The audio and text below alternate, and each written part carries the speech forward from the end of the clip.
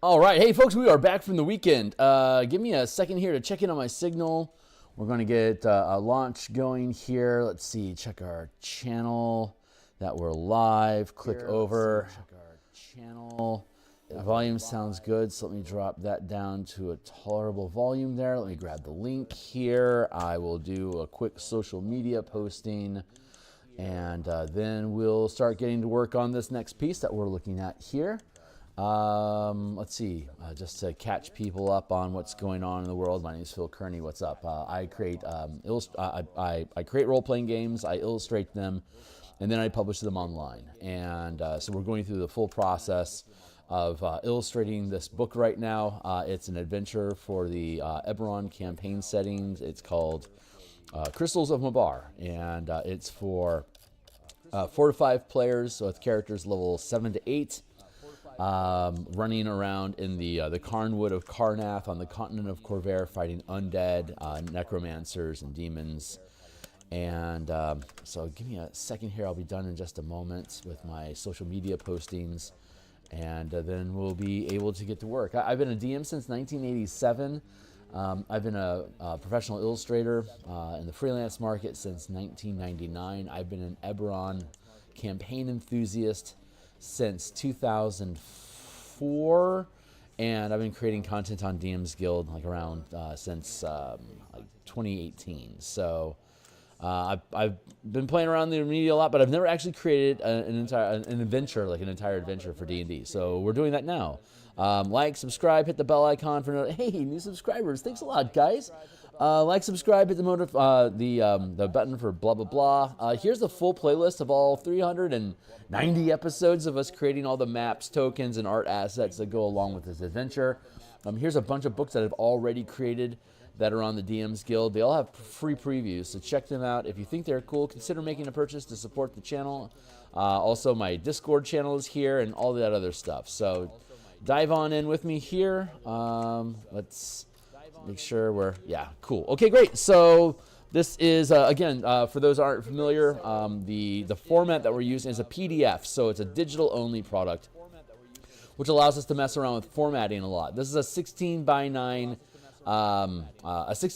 format. So if you're on a computer screen like I am, you can blow this out, and you can see that the document fits inside. Well, you can't see me, so you can't see me gesturing, but if you were to pause your screen, this is how it looks.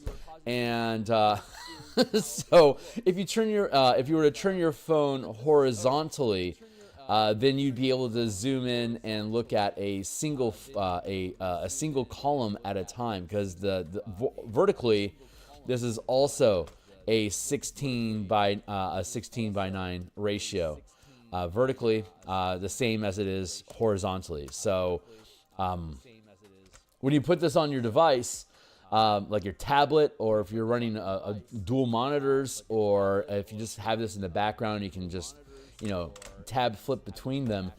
This makes it really easy for you to take in the image, each page in a single glance. The font size is 12 for the base text in the document, so it's really easy for people to be able to digest the information that's on the page. And if you want to hyper focus each page of the document here, I'll just flip through a couple pages here. Each page is isolated. Like you can look at the document one column at a time and get all the information that you need from what that column is saying. They're self-contained thoughts on each column of the entire document. So that's what's taking so long for me doing the page layouts. We're about 60 out of 100 pages done of this format. We're currently working through the different dungeon environments in part 2 and part 3, and it's coming along pretty well.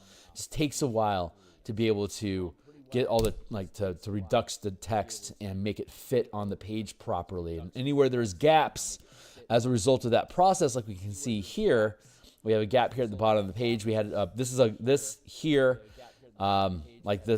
gutter along here, along the edges, is a place that I typically put illustrations. So on this particular page onto itself, we're looking at creatures that are unleashed as a result. This is way back at the back end of the adventure, like expanding the adventure or expanding this into a campaign, notes and ideas about doing that. This left column here is talking about the different types of creatures that are unleashed as a result of the adventure. There's a bunch of wandering undead that haven't been wrangled yet. There's denizens of Mabar, like different types of demon-type creatures. And then there's Yugoloths, which themselves are also denizens of Mabar, but are genius-level intelligent demons that want to pierce the veil, to come into Eberron to take over chunks of it. And this, if things go sideways in this adventure, that can happen, so it makes for a fun follow-up. And then we have 13 of the Eye of Mabar, which is the name of this adventure. Here, I'll just show you the book cover real quick. I should have had that open for you already. There we go. So this is a front-on view of an orb of cold steel with the emblem of Mabar emblazoned into it. This is also duplicating the look of the moon, Cypherus, and then, of course, the narrative of the adventure itself. It's framed to look like an eye. But then if you zoom back really far, it's zoomed out to look like a demon's face, which goes along with the Yugoloth. So I like how this composition works. But here's the first artifact that your team encounters, which is the Eye of Mabar, which is being used to generate the manifest zone that the adventure takes place inside the Carnwood of Karnath. So once you shut down the ritual, you can deactivate the artificially created manifest zone and take control of the artifact. If you're using the Ader Academy plot hook, they want you to return it because it was stolen from them, to put it back in their Indiana Jones style archive. If you were hired by the 12 evil archmages, they're going to want you to hand the artifact to them so they can set up operations someplace else, less easily found by the public, so they can operate in peace until they take over the world. And then, like, if you're with the 12, if you're with the Silver Flame or the Gatekeepers, they want you to destroy the artifact. And if you use the default plot hook where you're deputized by Fort Bastion to investigate disturbances in the area, or if you're using the 5th alternate plot hook, which is you were invited to this small little village to lay low quiet with your family so you can become beet farmers if you want, whatever. Like, they invite you out for a holiday, and you find out that basically everyone and most of the people in town have been slaughtered. Some have been kidnapped, including your family. So you have to track them down, which leads you into the manifest zone. And so Ader Academy and friends and family, they don't know what's going on with the artifact. So you're going in with absolutely no information other than stuff's going sideways in Carnwood. Find out what's going wrong. So in those two plot hooks, you don't have any specific directions about what to do with the artifact. You could keep it. You could destroy it. You could take it back to Fort Bastion and say, we got this thingy here. This plumbus looks pretty dangerous. And then they will hand it off to Ader Academy. But that handoff to Ader Academy could actually be handed into a secret agent of the 12 that then steals it before it can be archived again, and it becomes a problem. So over the course of that adventure, that resolves, but that exposes you to artifacts of the planes. There's 13 planes of existence in Eberron. We already have the Eye of Mabar resolved as a result of this adventure. But here's 12 other artifacts that can be used to generate manifest zones from the different planes. So if you want to make a full campaign out of this, level 8 is the crystals, is the Eye of Mabar. 9, 10, 11, 12, 13, 14, 15, 16, 17, 18, 19. You can do all 13 planes in order if you want, and then when you hit 12th level, 20th level at the end of the campaign, you'll have perhaps assembled all of the artifacts, and you can become master of reality, controlling all the planes of existence, or even reshaping them as the end of the campaign if you wanted to. So here we're showing all the different artifacts other than the eye that you can pick up. So we're just basically making item artwork over here. In the left-hand side, we're showing a Yugoloth controlling a horde of undead. So I'm going to start on the undead horde, and as I run into complications or need a mental break from working on the piece to the left here, we can start working on these pieces to the right. So this is going to be a really a pretty busy page. or there's a lot of work for us to do here. So I suspect we're going to be here for a couple weeks. So if you think this stuff is fun, I'm going to turn on my volume here. It's just getting in the way. But if you think this stuff is cool, again, jump on board. I'm here. Typically, I'm here Monday through Friday in the morning doing artwork like this. I also do artwork. Hold on. I'm going to just take this whole thing.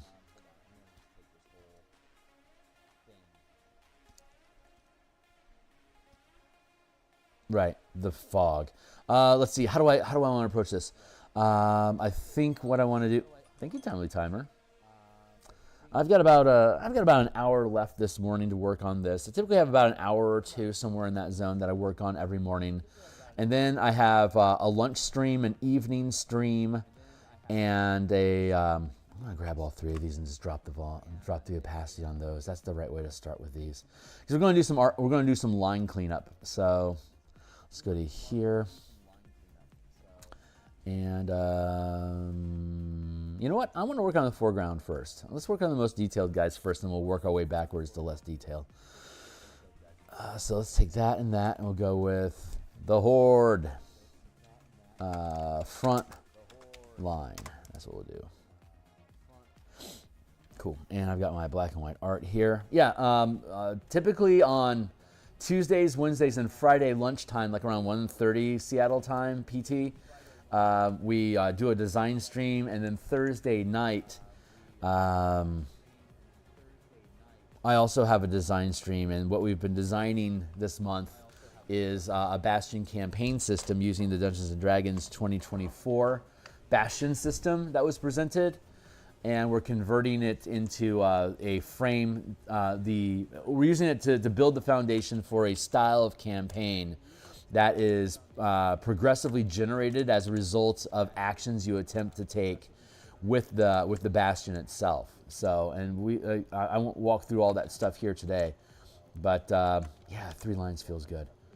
But that's what we'll be working on today at lunchtime. We'll probably have about an hour and a half to work on that today. We're developing. Developing the facilities in Bastions to be more utilitarian for characters to make use of them, and I'll walk through that whole. We walk through that process when we jump on stream to develop. So we'll do that again today in about 6.5 hours from when this is streaming. Yeah, so if you're interested, check it out. Playtesting last night, we only had 2 participants because of some sickness and conflicts, but we had introduced a new player into the playtesting. We had a ranger and a monk running around in an undead temple, fighting monsters and looking for traps and finding secret doors and stuff like that to do treasure loot sort of stuff. God damn, it was fun. I love running dungeons. I love it. I love it. I love it.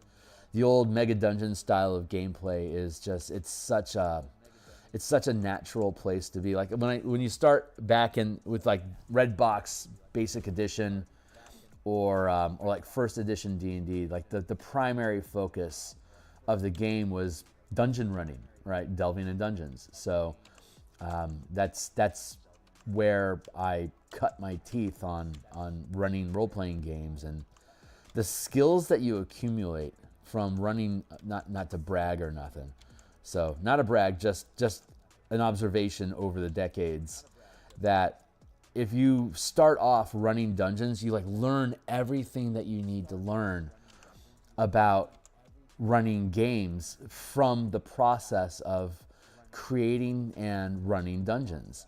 Dungeons are ecosystems that have creatures, locations, and events that happen inside of them that you can sculpt along with the as you're sculpting the look of the dungeon with the rooms.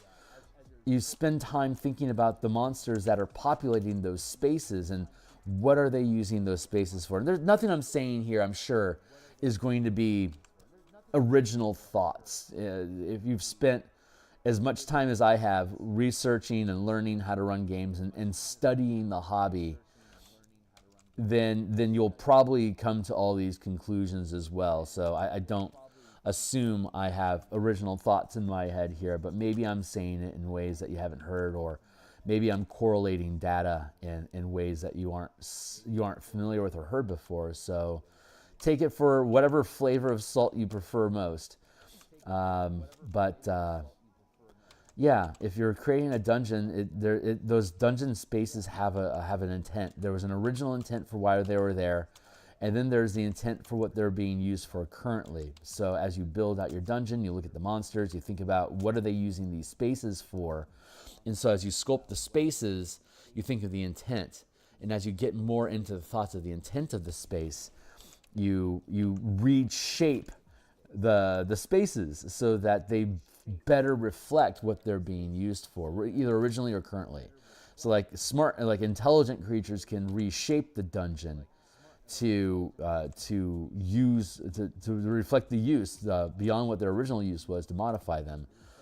And if they're if they're not intelligent and they can't modify it, then you want to think about, like, what does that space do to the, are they contained in that space, or does it allow them an outage into the larger world? Maybe that's what draw you here in the first place.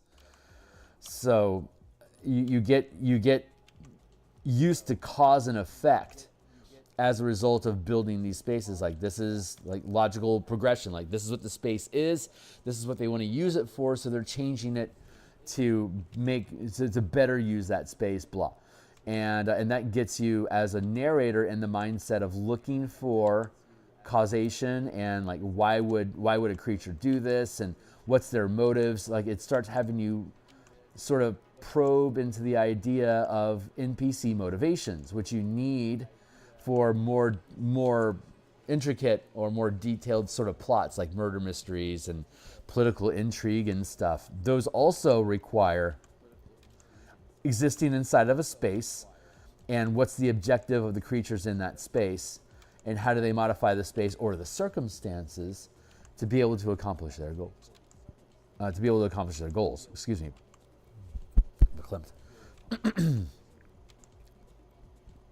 So working the dungeon gets you into a mind space of things have intent, and how can we express those intents inside of the game. And that's applicable outside of the dungeon into these different social circumstances.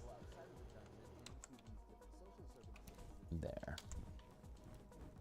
So that dungeon sets you up to win, to start thinking about your campaign world as a living environment that's changed and affected by not only the NPCs and creatures that you're depicting, but that also allows you to be okay with the players going in and modifying the world, because ultimately the players want to have the same level of agency as the creatures and NPCs that they're encountering in the world. I want to set up a shop. I want to take over this nation. I want to be able to guide the fates. Like, you want to be able to do these things too, and those become long-term goals that you can have for the campaign, of how your characters become more powerful by the DM framing what are things that you can actually do in the campaign that you're demonstrating through your NPCs and monsters. And so when your players glom on to an idea about, like, opening a bakery shop or something, then you can start looking at, what does that space look like? What are the motives of the NPCs and hirelings that might be involved with that bakery? What about the community where the bakery is being created? What's their agency or their thoughts about that as well? And what sort of threats might occur or might arise as a result of you creating that bakery? And how would the players want to resolve what those complications are? Like, maybe there's a baker that's made a pact with some fae spirits to have the best muffins in town, and your characters show up and suddenly you have better muffins than they do. So that triggers the fae not wanting to give better muffins to their disciple, but instead shut down your bakery shop so you're not better. So, like, that would be an evil spin of pixies having to fulfill their agreement with this baker because of the agreement that they made, blah blah blah. But instead of giving the baker better muffins, they're just going to make other muffins worse. So, like, isn't that, like, It's capitalist pixies, like the absolute worst of the worst. So that becomes a theme of the campaign. Your shop is being attacked by pixies, or your reputation is being damaged, and you can explore the premise of the campaign that way through that silly little interaction. Now you've got Fae on your radar, right? So now your campaign could evolve into fighting Fae in the food industry or whatever. But you have you have that agency to allow your players to try to affect the world the way that they want to, and being able to come up with fun, unique ways that the world is going to resist them, because if you don't have any resistance, you don't have a game. There has to be world resistance to the things that you want to do. Otherwise, your characters aren't wrestling with reality, and they aren't imposing their will or activating their agency to change the world around them. So there's a big difference between the world resisting the player, the characters, and the DM resisting the players, right? You don't want the DM resisting the players. You want the world resisting the characters. The DM should be on the side of the players. They should be allies, because the DM is playing the game alongside the players, right? You're all playing the game. Only the DM doesn't have a character. The DM creates obstacles and challenges for the players that are resolved through the characters. So the player can be like, oh man, this bakery idea is awesome. My job is to create conflicts and challenges to make it difficult but rewarding to keep that bakery shop open. So like this pixie idea is like, now we have pixie raiders. You got to defend your bakery from pixie attack. Oh, someone's poisoning the flour that you've been using for your cupcakes. So now you got to track down, like, where's that poison coming from? Where's it being affected? Are like the wheat fields where the wheat flour is coming from? Like, is the field itself being cursed or poisoned by pixie magic?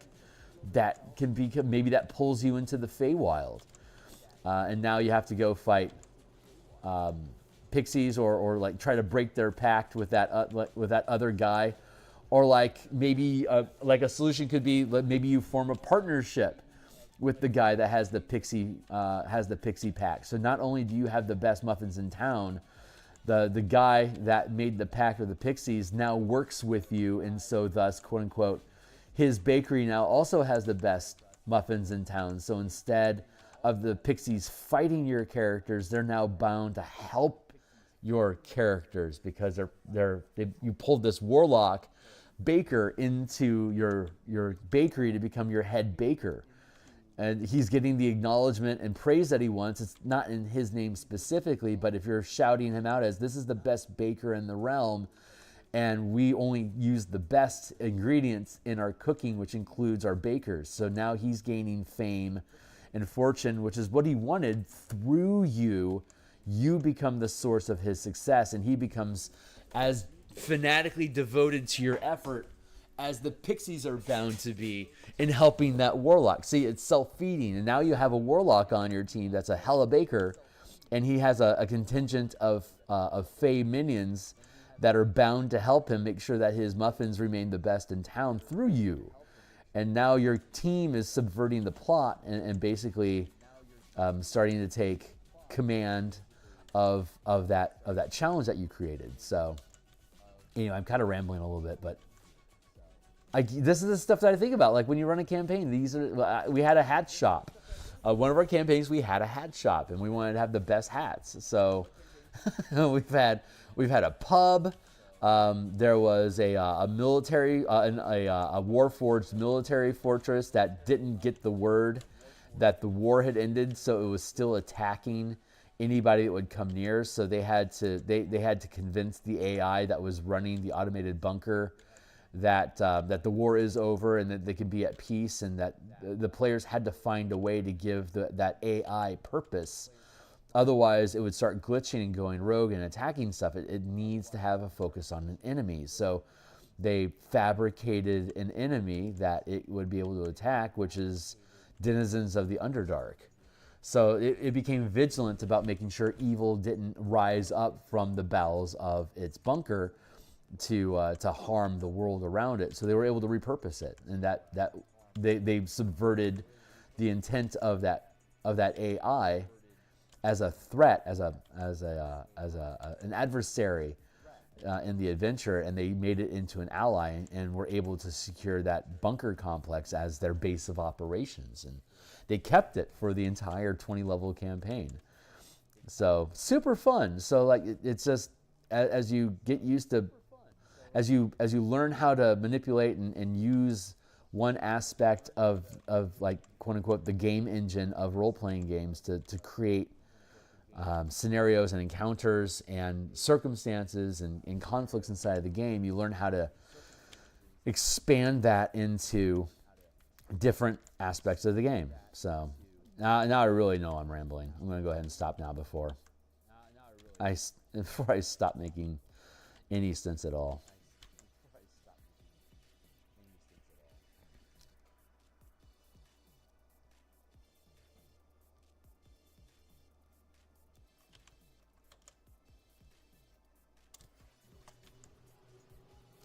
So I'll just drop into a zone of silence here for a moment while I contemplate my next ramble. The Bastion campaign, the Bastion campaign supplement that I'm creating leans into that idea of using your Bastion as a source of adventure hooks, where people are attempting to not necessarily oppose your characters, but to oppose the efforts of your Bastion. And so conflicts arise that need to be resolved, and that becomes your next adventure hook. So I wasn't on yesterday at all because I had my personal table. We were going through our Bastion turn, updating all of the guild activities and complications that were created as a result of it, and so I needed more time than I had available over the weekend to create that. So I had to burn my morning. To make sure that the campaign was current, because I run my homebrew table. I run a game for my coworkers at my day job, and so once a week we have a lunch session where we play for about an hour, maybe an hour and a half at most, depending on what we need. But yesterday's session we resolved inside of 1 hour. The Bastion turn, updating everything with our Bastion, all the NPC activities, and choosing the next complication. They want to investigate an asteroid that they had mined on previously, but let go because most of the materials had been expended. But some sort of like a I won't bore you with all the details right now, but basically a conflict arose with what they discovered some weird stuff inside of the asteroid, and they thought they had resolved it, but it came around and bit them in the ass. So they had to go in and find out more information about what was going on inside that asteroid. And so they're building a new delving team to basically investigate this honeycombed chunk of electrum that's basically floating through space that they had previously had to give up harvesting ore from, because it wandered into an enemy's territory. But then it drifted out of the enemy's territory into unclaimed, basically open waters, international, quote unquote, international space. And since it wasn't in anybody's claimed territory, they could go back and investigate it further. They're looking for basically some answers to the mystery of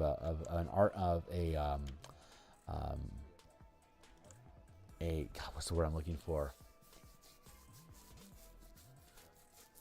An archaeologist. They found a dead elven archaeologist on this asteroid, and when the elven nation Eberron came around to them and asked them, "Hey, we're missing an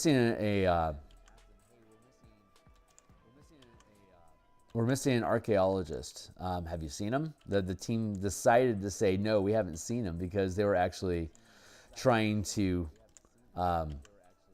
take the archaeologist had a number of exploration magic items that they wanted to claim for themselves and learn how to create using their own magic instead of elven magic. So they wanted to play ignorant so that they could keep the body to themselves to search.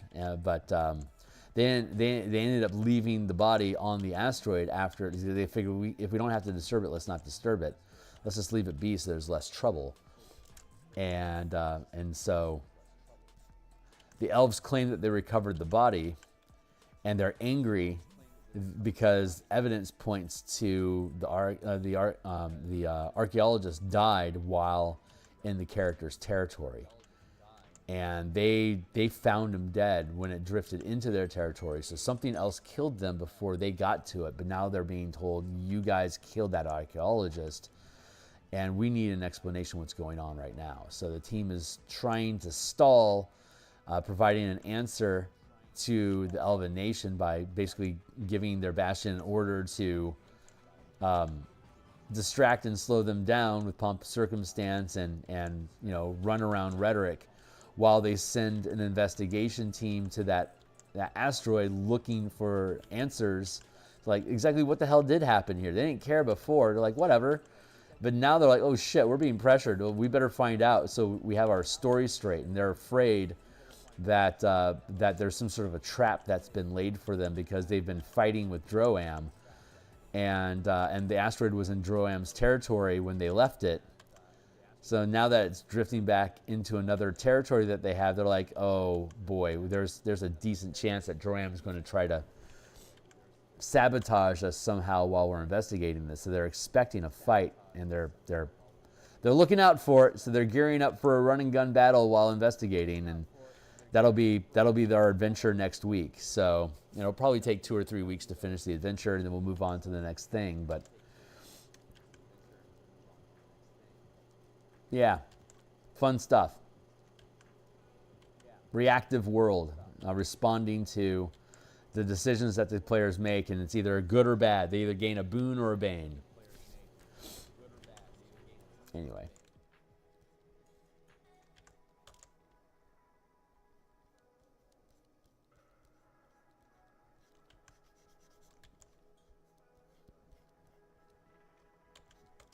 I like drawing zombies. I used to do it a lot when I was in high school. When I was bored in class, I would draw skulls or like zombie cats or whatever. I had a lot of fun playing with anatomy. I was in advanced, in high school, I was in advanced biology classes learning about like cell production and stuff like that, blah, blah, blah. But yeah, so we get to play around with like eyeballs and stuff like that, breaking, the proverbial frog dissection. We didn't kill the frogs ourselves. They were already dead, but they hadn't rotted yet. So there was an expiration date on these frogs, so we had to peel them open and play with them before they started going bad. But we didn't have to kill them ourselves. I don't know if that was actually a thing or not.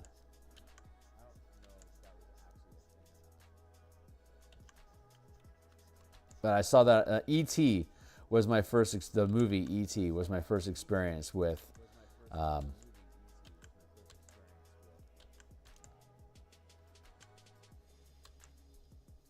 dissecting frogs in class. And these were like 8-year-old grade kid, like 8-year-old kid, no, maybe 10-year-old kids, whatever.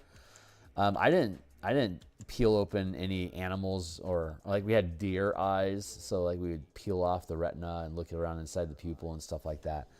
I didn't do any of that until I was like 16. So I don't know if E.T. was just depicting a earlier, crueler time where you were making kids kill animals to tear them apart.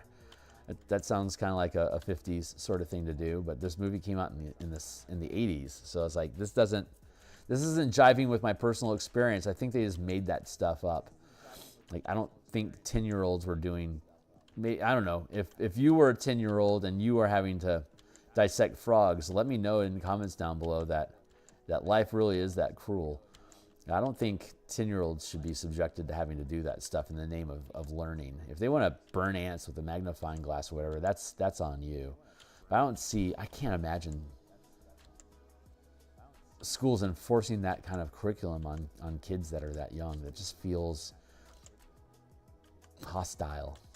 So yeah, let me know if you ever had to dissect something, flesh, animal, something in your classes. What age, like what grade were you in, or what age were you when you did that? I'm kind of curious. But yeah, that's what gave me a real fascination with that, and I was like into the heavy metal scene at that point. So there's a lot of skulls and like demons and angsty stuff like that shows up on metal album covers in the 90s. And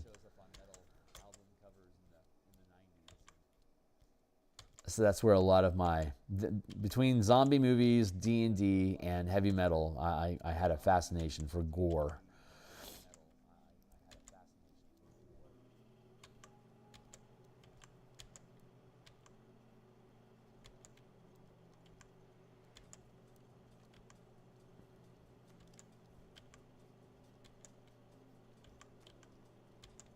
We have a disclaimer at the front of the adventure that there's gore inside. For people that aren't into zombie flesh illustrations, so I can't imagine it being a trigger problem. But I think I just threw that in there, just say, hey, here's some stuff that's heading your way. Just be courteous, I guess.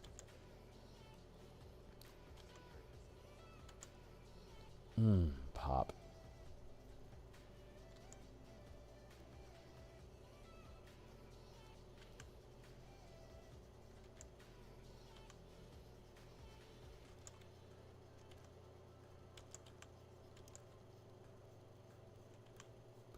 By leaving curtains of flesh on the body, you can limit what kind of organs you need to depict.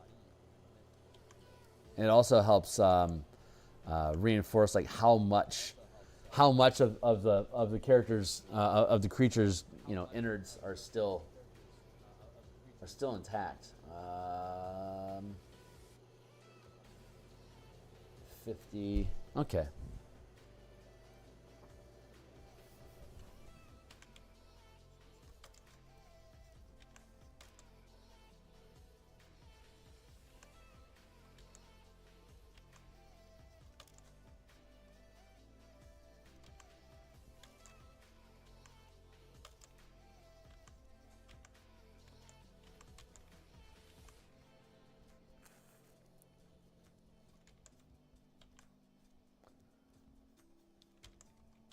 So we do the initial sketch that you can see, which is pretty rough, and then we go and we do a more detailed, cleaned up version, which is what we're working on now. And then we're going to layer color underneath it.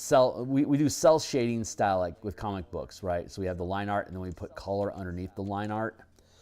And once we have the highlights and the shadow of the cell layer resolved, we generally merge the line art into the color art, so it becomes one layer, and we can blend the line art into the color so that we change the medium from comic book style into semi-real. Yeah.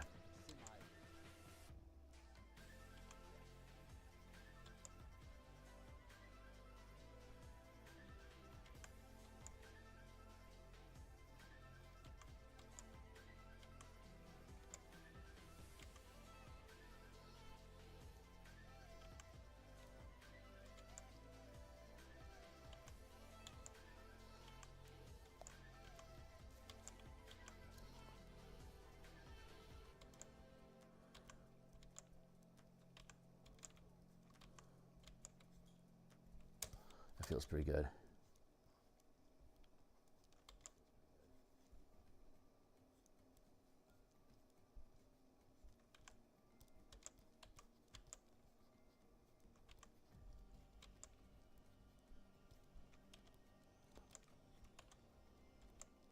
So we're going to be back online around, probably around 1:30. There's some wiggle room. I'm not sure precisely because day job comes first.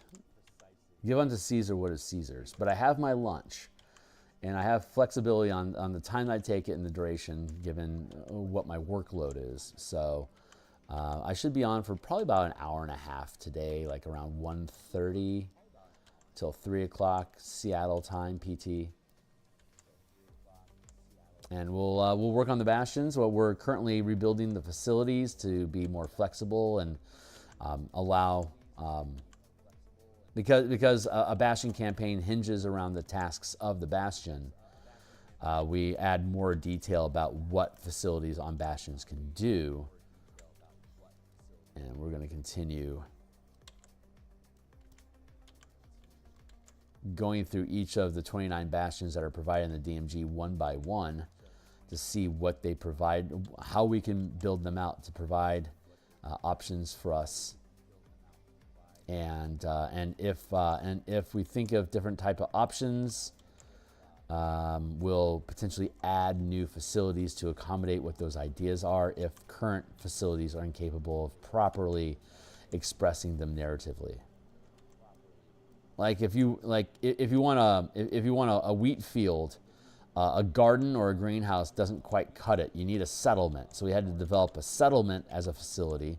It's like a meta facility. It's like facilities are inside your bastion, but when you have a settlement, the bastion's inside of the facility.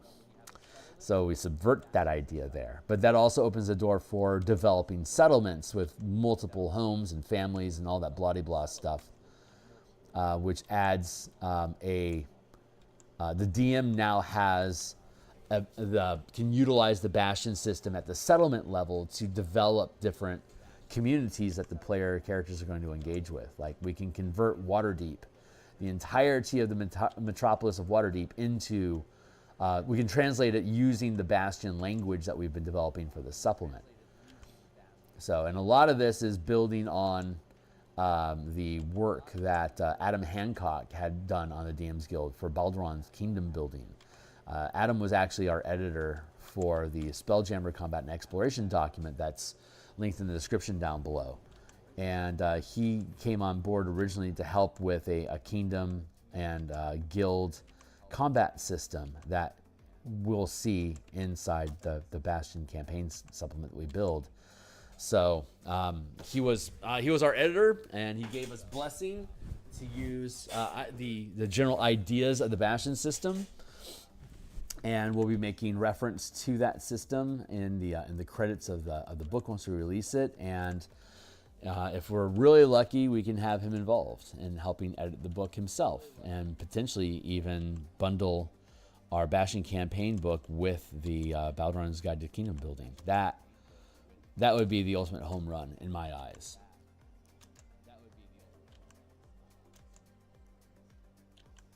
Because that book that's a successful book. It provided a lot of answers about making interesting choices for your communities that you have in your game. Way back like in I want to say he published that in 2018, 2019, something like that.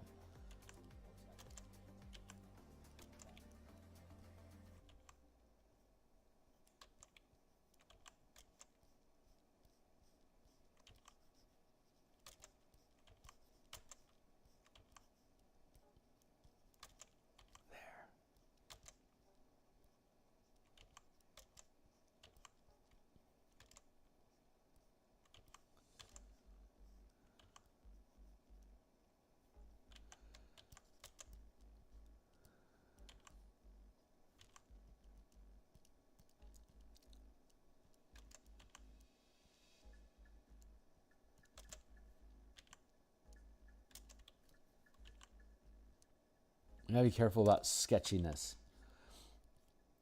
I tend to use a lot of texture and just grit to infer detail that aren't necessarily there, which is fine for sketches. But when I'm going into to color the piece, the more complete the line art is, the easier time we have in actually coloring the piece and blending everything together.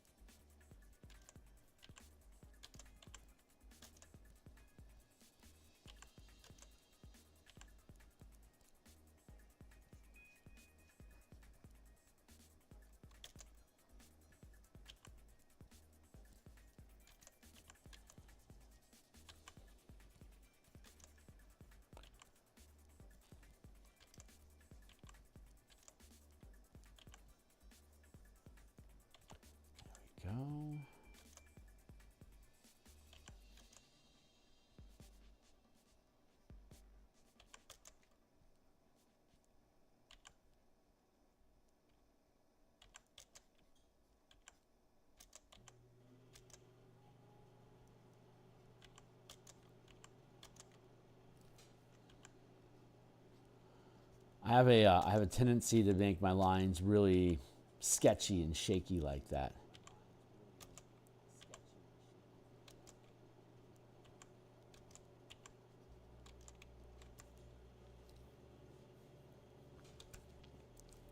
The head's too big. I need to make it smaller.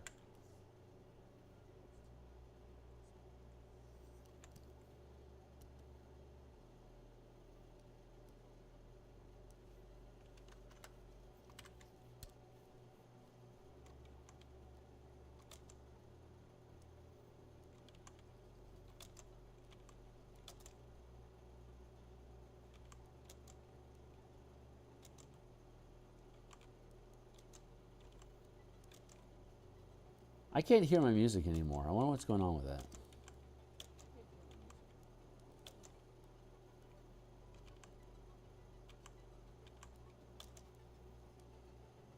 There we go. Well, hey, what's up, Francois?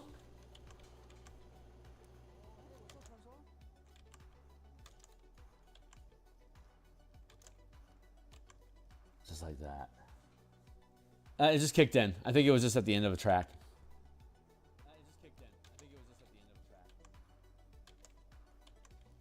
Let's bring that in a bit. Cool.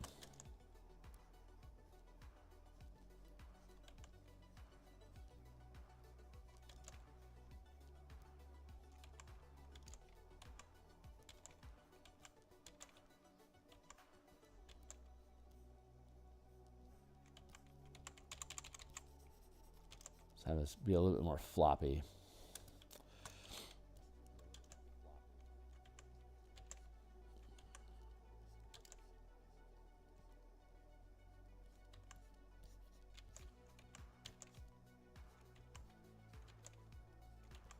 Flesh. Put a little meat on the bone.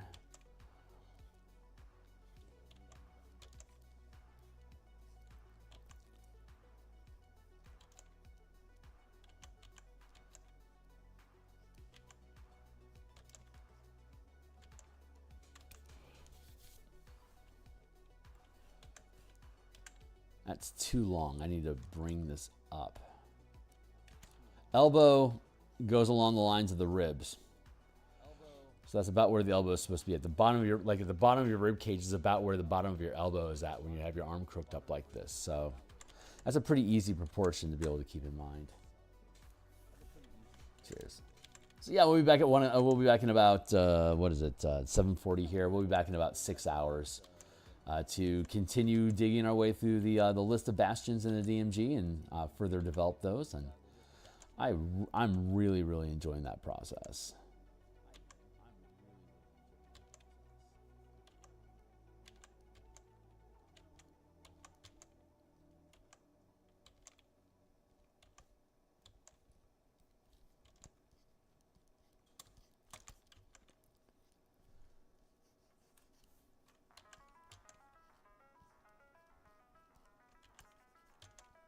Ribcage should actually be up here like that.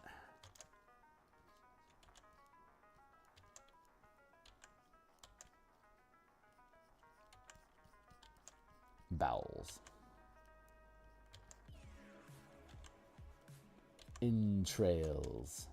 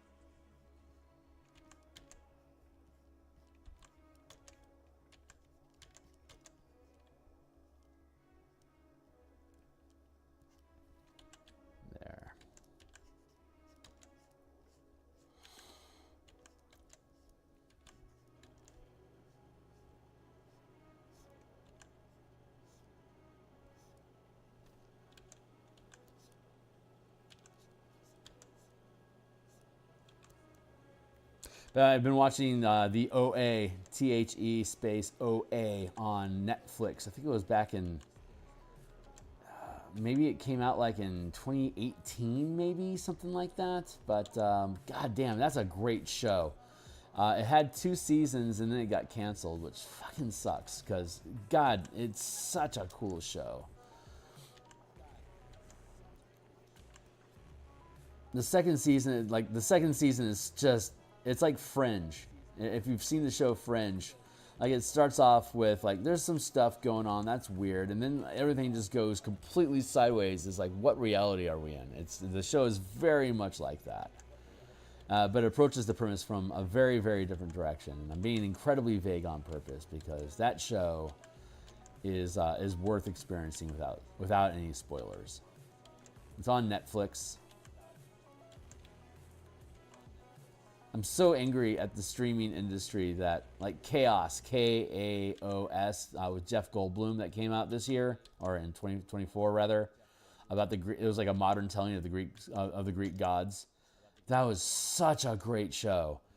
It was super cool, and it got canceled after 1 season. It's like, no, we're gonna kill this one off. It's like, why? You had fucking Jeff Goldblum on your show. If you guys are gonna pull in big talent, why don't you like create some stability? Such a cool show.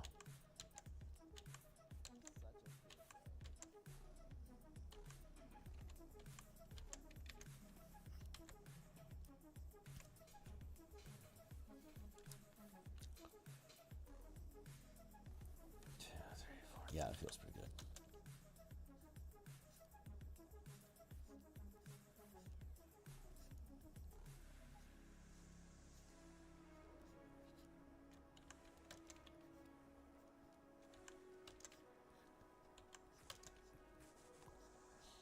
Let's do some tendon tie-in type stuff over here.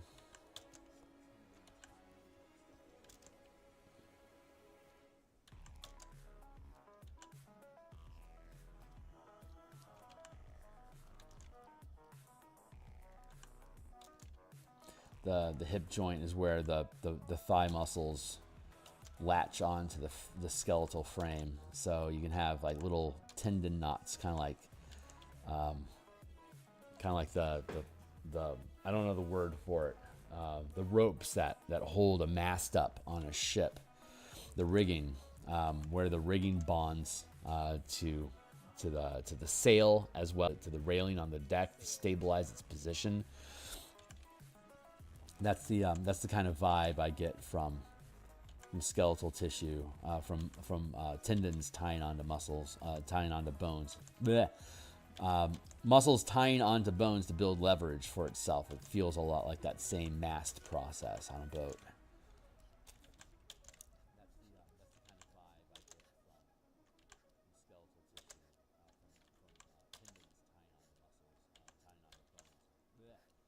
So skeletons are tragically thin, so you want to make sure you have that thigh gap going to help represent what's going on there.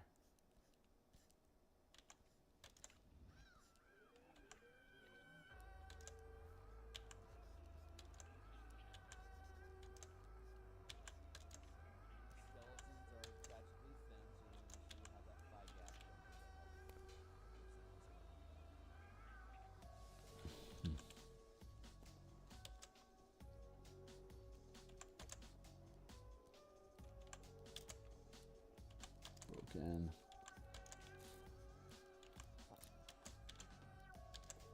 Put flesh in there, clean up that bone. Wrists should be about here. Wrists over here. Should be about here.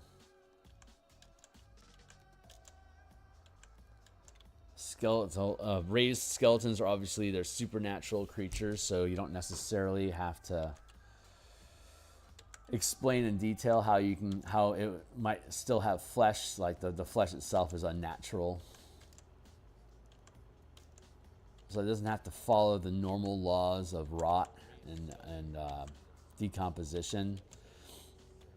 Like it can drop its intestines out of its body, and then more will just slowly just drip out of its rib cage drip again onto the ground. So you have like this rotten flesh that's just kind of raining out of a zombie's body over time. If you know, if that's how you want to depict it, you can absolutely do that. So you can make tracking zombies in your game really easy by having them just magically continuously drip entrails out of their body onto the ground. That just sit there and just stain whatever ground they fall on.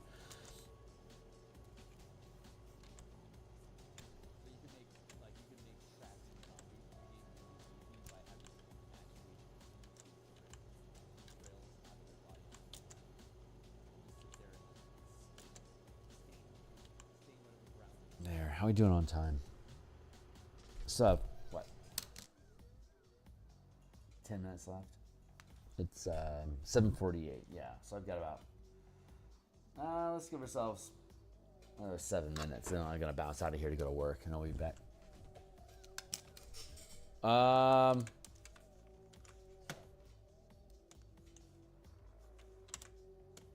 Looks like my screen froze.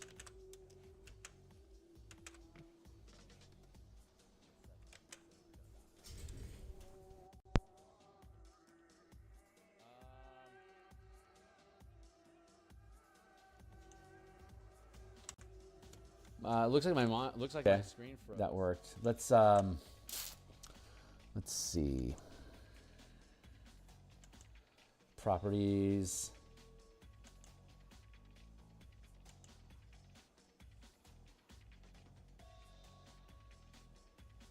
You gonna come back in?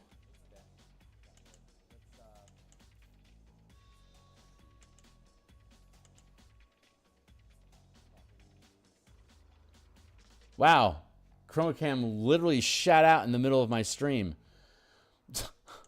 What? What the deuce?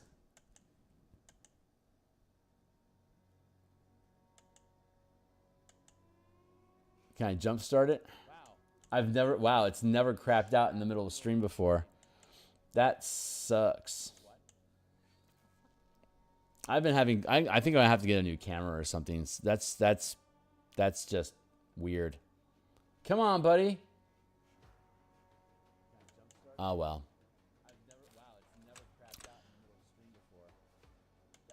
I guess we'll just, switch to this.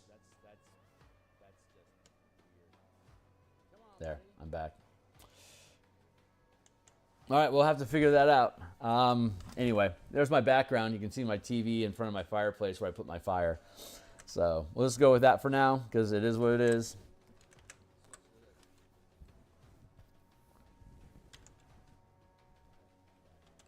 God, it just flat out just crapped out in the middle of my stream. What the deuce? I want to have more of a hip here.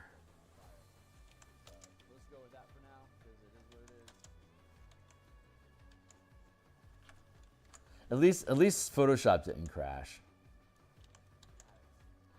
Just step in the right direction.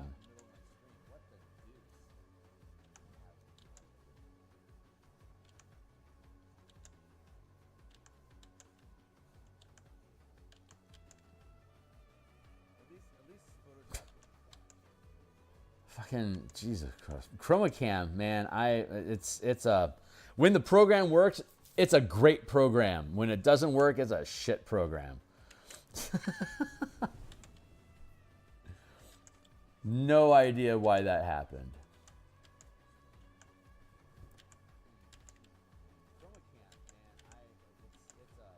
When the program works, it's a great program. When it doesn't work, it's a shit program. I feel like this whole frame be pulled in just a smidge. There we go.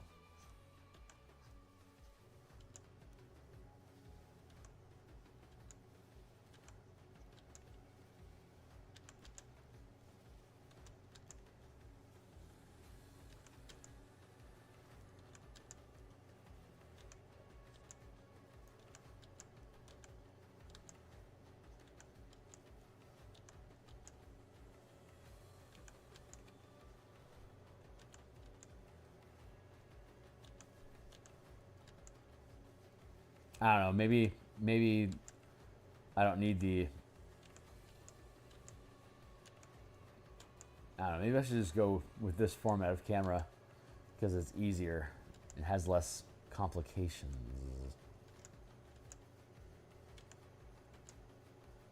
I like my green screen backdrop. I like not having to have my home in the background.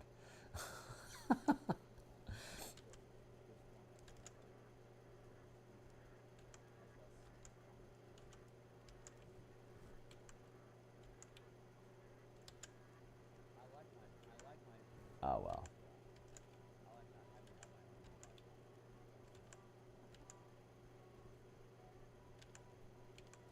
It's like the USB port just shorted out. Like what? Well, obviously it didn't because it's still in the same port. It's just chroma cam crapped. And I just froze up again. Yeah, something's going on. I think I need to restart the computer. There's something just glitchity going on. And we got like what? We only got a few minutes left. We only got 2 minutes left on the clock anyway. All right. Well, my computer's freaking me out, so I think I want to shut it down and use what few minutes I have left before my day starts to figure out exactly what's going on here. So we're going to go ahead and cut that there. When we come back tomorrow, we're just going to continue working on all of these dudes. We're getting them all fleshed out. Pardon the pun. And then we'll transition. We'll bounce between that and working on these artifacts over here. And we'll be back later on today. Whether or not we have my green screen up or not, we'll be back at lunchtime in about 5.5 hours. We'll be back to work on the bastions. So we still have facilities that we're working on, so we'll continue that effort. And yeah, so I'm gonna go ahead and kick out of here now before something weird happens. And I'll see you guys. I'll see you guys later on today or maybe tomorrow. So like, subscribe, blah blah blah. See you on the other side. Cheers.